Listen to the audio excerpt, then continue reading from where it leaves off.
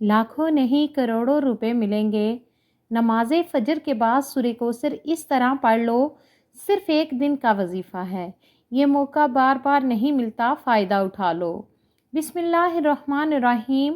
محترم ناظرین، فجر کی نماز پڑھنے کے بعد سورہ کوثر کا یہ وظیفہ کر لو، لوگ دروازہ کھٹکھٹا کر پیسے دے جائیں گے۔ یقین نہیں آتا تو بے شک آزما لو۔ آج ایسا مجرب اور غیبی وظیفہ آپ تمام ناظرین کی خدمت میں پیش کروں گی۔ جو لوگ قرض کی وجہ سے پریشان ہیں، وہ فوری طور پر چاہتے ہیں کہ پیسوں کا غیبی طریقے سے بندوبست ہو جائے، گھر میں بڑے مسئلے مسائل ہیں، مہنگائی سے پریشان ہیں، میرا یقین مانیں، آج دل سے یہ مجرب وظیفہ اپنے بہن بھائیوں کی خدمت میں پیش کر رہی ہوں۔ رزق اور دولت کا یہ مجرب وظیفہ ہے، جس ترتیب سے بتاؤں گی آپ نے اسی ترتیب سے کرنا ہے۔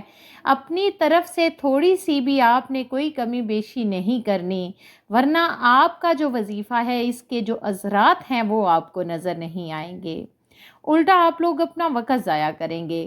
تو اس کے لیے آپ لوگ جب فجر کی نماز پڑھ لیں، اب یہ ضروری نہیں کہ آپ کو فجر کے فوراً بعد ہی یہ وظیفہ پڑھنا ہے، یہ ضروری ہے کہ آپ نے صبح فجر کی نماز پڑھنی ہے اور فجر کی نماز کے بعد آپ نے یہ وظیفہ کرنا ہے۔ اس وظیفے کو کرنے کے لیے آپ نے پہلے نماز فجر ادا کرنی ہے، پھر آپ نے جائے نماز پر بیٹھ کر یہ وظیفہ کرنا ہے۔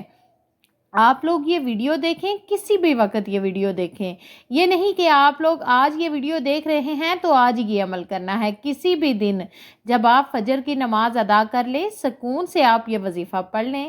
گھر میں پڑھ سکتے ہیں، جہاں کہیں موجود ہوں، آپ مسجد میں ہیں آپ مسجد میں پڑھ لیں، گھر سے باہر ہیں وہاں پڑھ لیں، فجر کی نماز ادا جہاں بھی آپ کر رہے ہیں آپ پڑھ لیں۔ کسی بہن بھائی کے پاس فجر کی نماز ادا کر رہے ہیں، اگر آپ کا وہاں دل چاہتا ہے تو آپ وہاں بھی یہ وظیفہ پڑھ سکتے ہیں۔ یہ اتنا آسان اور اتنا مجرب وظیفہ ہے کہ آپ لوگوں کو مسجد میں بیٹھ کر گھنٹوں یہ وظیفہ نہیں پڑھنا پڑتا، بلکہ کچھ منٹ ہی لگیں گے، یہ وظیفہ پڑھتے ہی آپ لوگ معجزات کو اپنی آنکھوں کے سامنے دیکھیں گے انشاءاللہ العزیز۔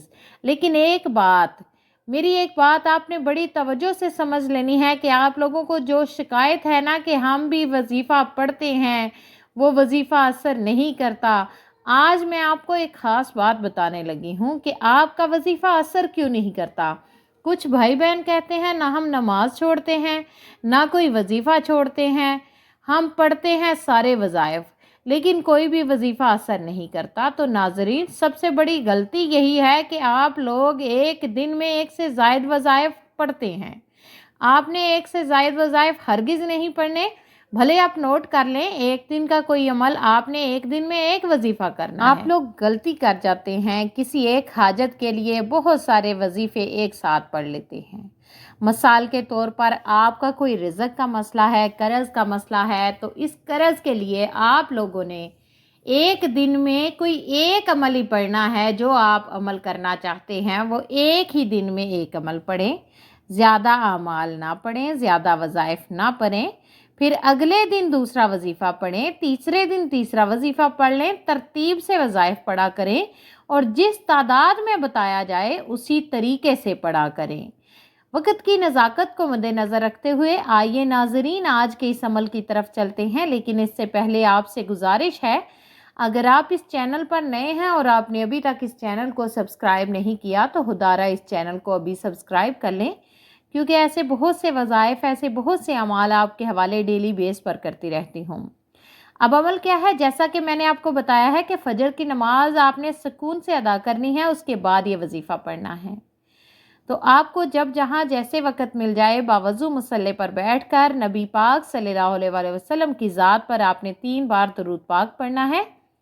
درود پاک آپ کوئی سا بھی پڑھ سکتے ہیں، آپ صلی اللہ علیہ وآلہ وسلم پڑھ لیں، آپ صلی اللہ تعالیٰ علی محمد پڑھ لیں، یا محترم سامعین آپ درود ابراہیمی پڑھ لیں تو سب سے زیادہ بہتر ہے۔ درود پاک پڑھتے ساتھ ہی فوری طور پر آپ نے سب سے پہلے اپنے مقصد کی نیت کرنی ہے۔ آپ میں سے جو کچھ بھی مانگنا چاہتا ہے مانگ لے، آج قبولیت کی گھڑیاں ہیں، آئے تقدیر اور نصیب کے مقدر کا ستارہ چمک اٹھے گا۔ آئے روزگار کے لیے پڑھ لو، بے اولاد ہو اولاد کے لیے پڑھ لو، تنگ دست ہو روزگار کے لیے پڑھ لو، میاں بیوی میں محبت کی کمی کے لیے پڑھ لو، نافرمان اولاد نافرمان شوہر کے لیے پڑھ لو، قرض سے نجات کے لیے پڑھ لو، من پسند شادی، من پسند نوکری کے لیے پڑھ لو، جس کی جو حاجت ہے، جو مقصد ہے، جو خواہش ہے، آج مانگ لینا۔ آج اگر آپ کو لگتا ہے کہ آپ کی کوئی حاجت ناممکن ہے، آپ کو لگتا ہے کہ یہ کسی صورت بھی پوری نہیں ہو سکتی، تو آپ نے صرف اپنے مقصد کی نیت کرنی ہے۔ اپنے مقصد کی نیت کرتے ساتھ ہی فوری طور پر آپ نے ایک بار اعوذ باللہ من الشیطان الرجیم بسم اللہ الرحمن الرحیم پڑھ کر وظیفے کا آغاز کرنا ہے۔ پھر فوری طور پر آپ نے اپنی آنکھوں کو بند کر لینا ہے اور پوری توجہ دھیان کے ساتھ اپنے مقصد کو ذہن میں رکھتے ہوئے پہلے نمبر پر آپ نے لا الہ الا اللہ محمد الرسول اللہ یعنی پہلا کلمہ پڑھنا ہے۔ جب آپ لوگ ایک بار پہلا کلمہ پڑھ لیں، پہلا کلمہ پڑھنے کے فوراً بعد آپ نے سورہ کوثر کا بڑا ہی مجرب وظیفہ پڑھنا ہے۔ آپ نے سب سے پہلے سورہ کوثر پڑھنی ہے، تلاوت سماعت فرما لیں۔ بسم اللہ الرحمن الرحیم انا اعطیناک الکوثر فصلی لربک وانحر ان شانئک ھو الابتر۔ سورہ کوثر کو آپ ہاتھ کی انگلیوں پر پڑھ لیں یا تسبیح کے دانوں پر پڑھ لیں۔ آپ نے صرف سورہ کوثر کو 21 بار پڑھنا ہے، 21 مرتبہ جب آپ سورہ کوثر پڑھ لیں۔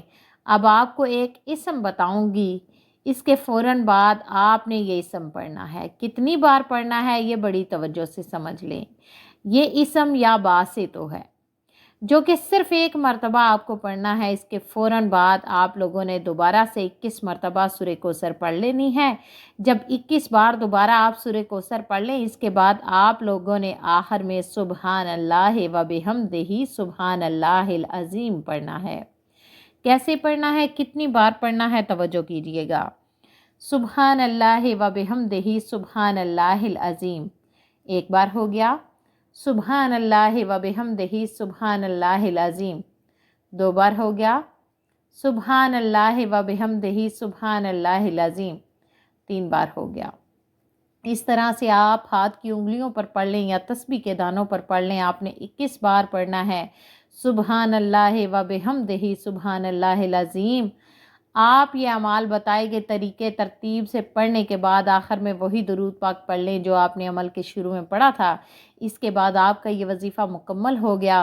درود پاک پڑھنے کے بعد اپنے دونوں ہاتھ اٹھائیں، جس طرح دعا کے لیے اٹھاتے ہیں اس طرح اٹھا لیجئے اور پھر اپنے دونوں ہاتھوں پر پھونک ماریے گا، دم کر لیں، یعنی دونوں ہاتھوں پر پھونک مار کے اپنے چہرے پر پھیر لیں اور اس کے بعد ہاتھ اٹھا کے اللہ تبارک و تعالیٰ سے دعا مانگ لیجئے گا۔ جو آپ کی حاجتیں ہیں، 10 حاجتیں ہیں، 100 حاجتیں ہیں، ان کے لیے اللہ تعالیٰ سے دعا مانگ لیجئے گا۔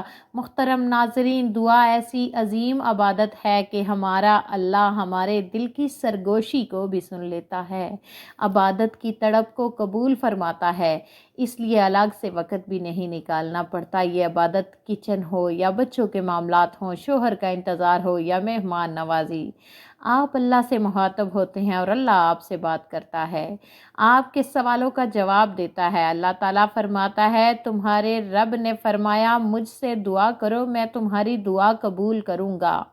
بے شک وہ جو میری عبادت سے تکبر کرتے ہیں عنقریب ذلیل ہو کر جہنم میں جائیں گے۔ القرآن۔ عموماً مانگنے والے لوگ اچھے نہیں لگتے، مگر اللہ تعالیٰ کا تو معاملہ ہی الگ ہے، اسے مانگنے والے پسند ہیں۔ حتیٰ کہ چھوٹی چھوٹی ضرورت کے لیے بھی اللہ تعالیٰ کو پسند ہے کہ اس کا بندہ اس سے مانگے۔ دعا ہے رب کریم میرا سنانا اور آپ کا سننا اپنی پاک بارگاہ الہی میں قبول و منظور فرمائے، جو مانگا مقدر فرمائے، جو نہیں مانگ سکے بن مانگے عطا فرمائے، آمین ثم آمین۔ محترم سامعین، اگر آپ کو ہماری آج کی ویڈیو پسند آئی ہے تو ویڈیو کو لائک کر دیں، چینل پر نئے ہیں تو چینل کو سبسکرائب کر دیں۔ اللہ تبارک و تعالی ہم سب کا حامی و ناصر ہو، آمین۔ السلام علیکم ورحمۃ اللہ وبرکاتہ۔